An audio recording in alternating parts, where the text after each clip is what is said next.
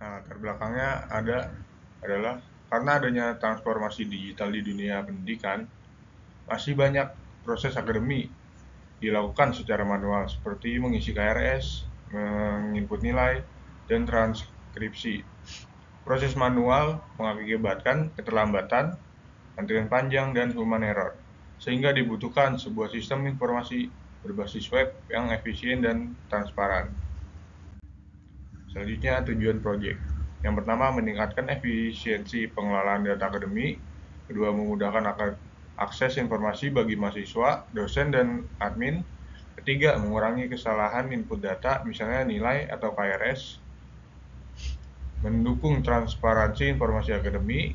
Yang terakhir, mempercepat layanan seperti input nilai, pencetakan KHS, dan pengelolaan jadwal.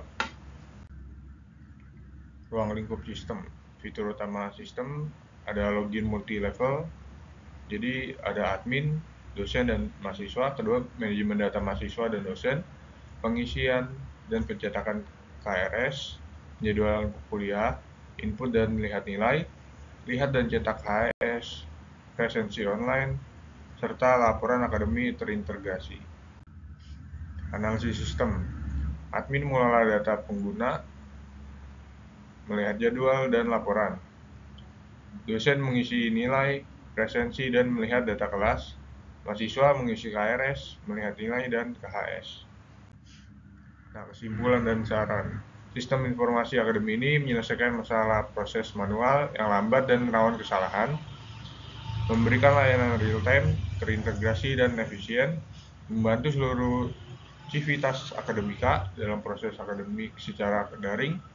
Yang keempat, desain sistem dirancang secara struktural dengan bantuan diagram.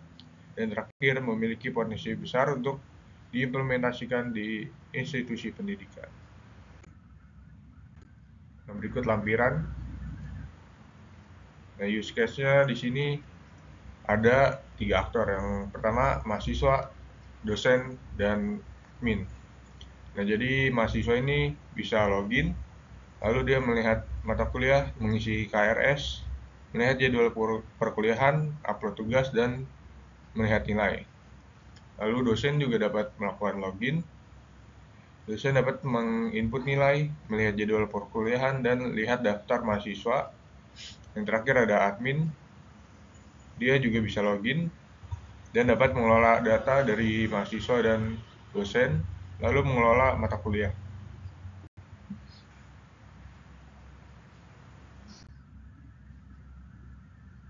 Selanjutnya, activity diagram mahasiswa.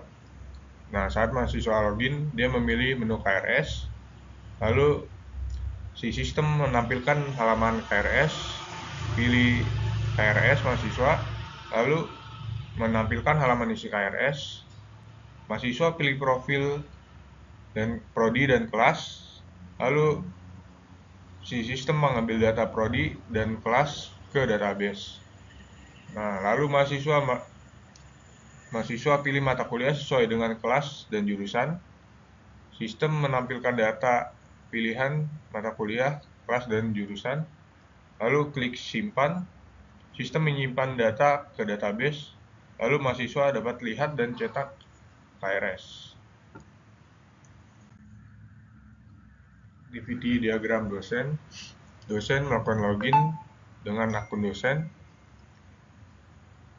masuk ke dalam dashboard, lalu sistem menampilkan halaman dashboard.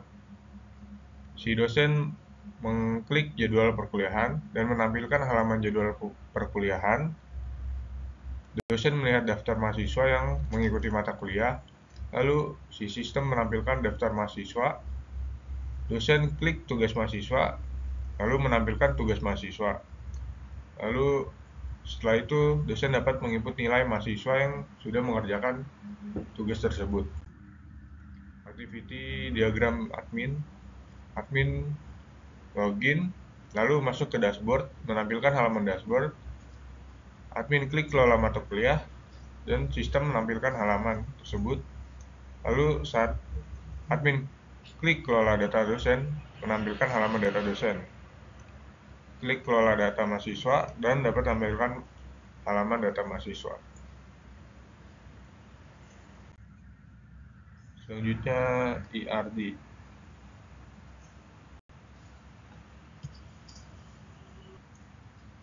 Nah, ERD ini menjelaskan struktur database, sistem, tabel-tabel yang digunakan, kolom-kolomnya, serta bagaimana hubungan antar tabel. Nah, berikut entitas dan relasinya. User menyimpan data login, username, password seperti admin, dosen, dan mahasiswa. Kedua, admin dapat melakukan terkait ke user melakukan melalui ID user. Mahasiswa memiliki NIM, nama, jurusan, alamat terkait user melalui ID user. Dosen memiliki NIP, nama, jurusan, email terkait dengan user ID.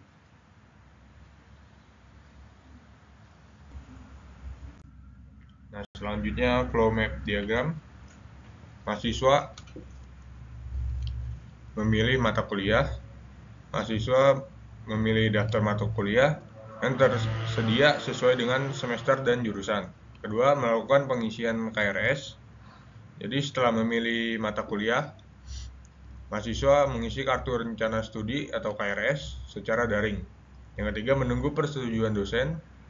KRS yang diajukan akan dilihat oleh dosen pembimbing akademi untuk disetujui atau ditolak. Yang terakhir, mahasiswa mengikuti proses belajar mengajar sesuai jadwal. Nah, selanjutnya dosen. Yang pertama, melihat pengajuan KRS mahasiswa. Yang kedua, menyetujui KRS mahasiswa. Dosen mengevaluasi dan menyetujui atau menolak mata kuliah yang dipilih mahasiswa. Yang ketiga, mengajar perkuliahan. Setelah KRS disetujui dan jadwal tersusun, dosen mulai mengajar sesuai jadwal. Yang keempat, melihat daftar mahasiswa. Dosen mencatat presensi setiap kali sesi perkuliahan berlangsung. Yang keenam, melihat tugas mahasiswa.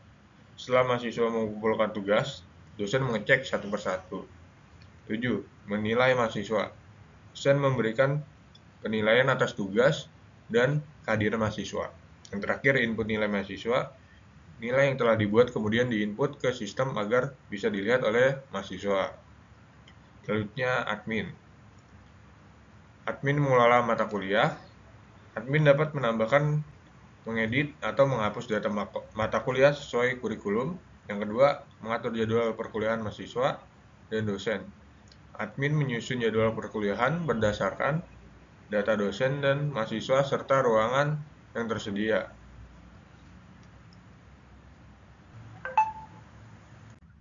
Baik, mungkin sekian dari presentasi saya. Selebihnya mohon maaf. Wassalamualaikum warahmatullahi wabarakatuh.